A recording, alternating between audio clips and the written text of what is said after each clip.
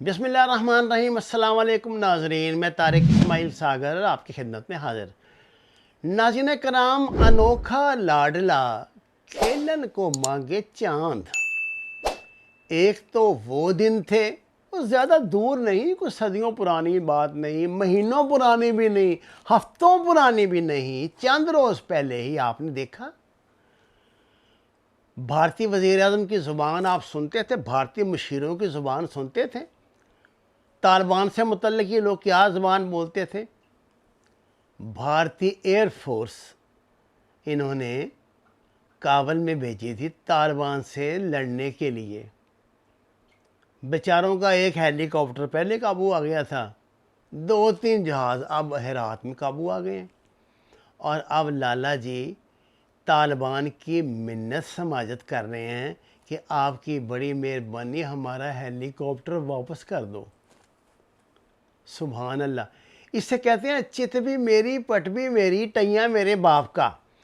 यानी जो चाहे आपका हुस्न करिश्मा साज करे, आप जो मर्जी करते रहें और आप इन्हीं तालिबान से आप मांग रहे हैं। शर्म आनी चाहिए। पहले इनके मुतल्लिक़ क्या ज़ुबान इस्तेमाल करते थे, क्या कहते थे इन्हें, और किस तरह एक नाजायज़ रजीम के साथ मिलके इनको तबाह व बर्बाद करने पे तुले हुए थे। अब जो आपका एक एक ठिकाना सरेंडर हो गया है, आखिर में मज़ार शरीफ से भी आप निकल गए हैं, लेकिन निकलते हुए आपने कोई कसर तो नहीं छोड़ी।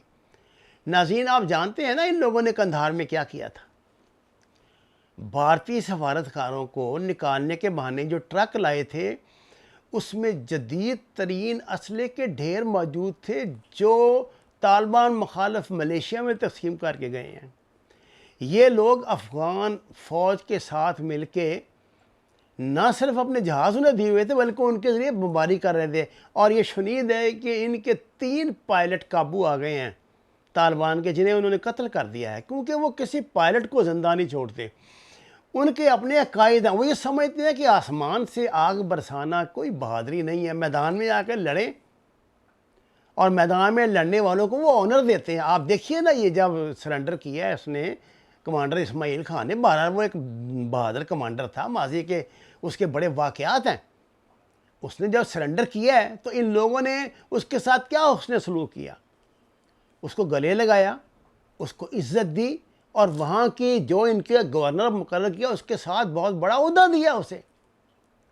अब उसको अपना नुमाइंदा बना के काबुल भेजा है, जहाँ वो यूनुस कानूनी, उस्ताद अता मोहम्मद, शायद गुलबदीन हिकमत यारबी और दीगर जो माजी के कमांडर हैं, जमीयत इस्लामी के भी जो कमांडर वहाँ पर मौजूद हैं, उनके साथ मिल के मुज़ाकरात कर रहा है। और ये बहुत बड़ी बात है, शिया कम्यूनिटी पूरी उनके पीछे खड़ी हुई है। अगर ये मुज़ाकरात कामयाब हो, क्योंकि देखिए तालिब इल्मों, देखिए इस वक्त तालिबान का क्या है, इनका एम क्या है। तालिबान ये चाहते हैं कि माजी की तरह खून बहाए बग़ैर वो अपना खोया हुआ इक़्तिदार हासिल कर लें। उन्होंने काबुल की आवाम तक ये पैगाम पहुंचा दिया है कि हम आपसे लड़ना नहीं चाहते, और काबुल की आवाम भी उनसे लड़ना नहीं चाहते। नाज़रीन करम, आपने देखा अब तक क्या हुआ। अब तक ये हुआ है कि जहाँ भी ये अपनी फ़ौज को भेजता है मुकाबले के लिए, और उनको ठीक ठाक असला होता है, उनके पास तरबियत, 1000 अरब रुपए से ये 3 लाख फ़ौज खड़ी की गई थी, जो सिवाय इसके कुछ नहीं करती कि तालिबान जैसे इनके सामने आते हैं उनको मैसेज देते हैं कि जनाब हम सरेंडर करने के लिए आए हैं, सरेंडर कर देते हैं। इस मरतबा तालिबान ने, क्योंकि यहाँ कबायली सिस्टम है, कबीलों की बात होती है, ज़ात पात की बात होती है, ज़बानों की बात होती है, हर प्रोमिनेंट लीडर से, ख्वाह वो शुमाली इत्तेहाद का या किसी और का, उन्होंने बराह रास्त रब्ता रखा है और उनसे कहा कि हम आपसे लड़ना नहीं चाहते, आप हमसे क्यों लड़ते हैं।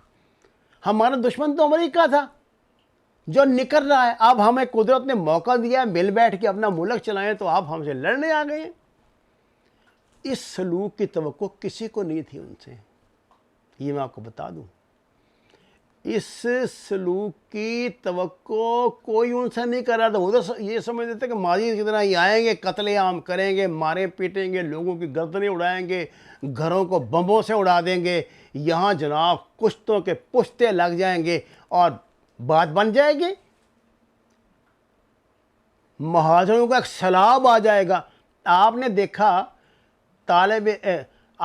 طالبان نے جہاں بھی قبضہ کیا ہے, کتنے لوگ وہاں سے مہاجر ہوئے ہیں. انہوں نے یہ ہرات کی جیل کھول کے سب کو آزاد کر دیا, اور دیگر جہاں بھی وہ جاتے ہیں سب سے پہلے جیلوں سے قیدی آزاد کر دیں, کیونکہ وہ سمجھتے ہیں ان میں صرف دو ہی طرح کے قیدی ہیں, یا تو وہ جو طالبان حمایتی تھے, یا وہ جنہوں نے معمولی چھوٹے چھوٹے جرائم کیے ہیں اور ان کی ناراضگی ایک دوسرے سے جس کا زور چلتا تھا وہ دوسروں کو قید کروا دیتا تھا.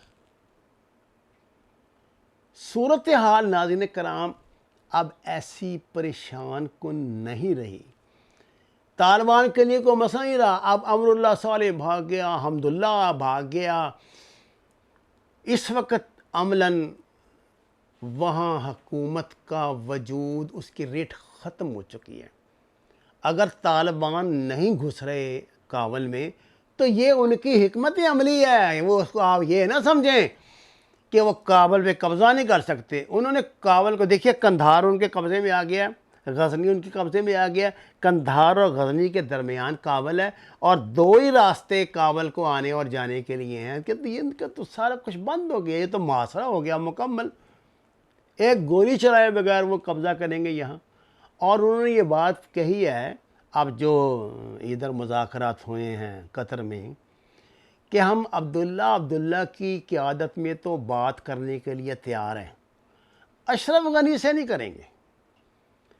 اشرف غنی امریکہ کی زبان بولتا ہے, اشرف غنی انڈیا کی زبان بولتا ہے. اب انڈین کی بری کمبختی آ گئی. ان کی ایئر فورس نے اپنی دانشوروں نے بڑی بمباری کی تھی کہ پتہ نہیں ہم طالبان کو تباہ و برباد کر دیں گے, یہ کر دیں گے, وہ کر دیں گے. ہوا کیا؟ اینڈ رزلٹ کیا نکلا ناظرین؟ اینڈ رزلٹ یہ نکلا کہ ان کے پائلٹ مارے گئے, ان کے جہاز طالبان کے قبضے میں آ گئے. اور آپ کو ایک اور بھی میں بات بتا دوں, طالبان نے اپنی فضائیہ بھی شروع کر دی ہے, آپریشن کر رہے ہیں. اور بدخشاں میں ان کا آپریشن چل رہا ہے. ان کے اپنے جہاز, یہ سیولین جہاز جو آ جا رہے ہیں, وہ اپنی ایئر لائن بنا رہے ہیں.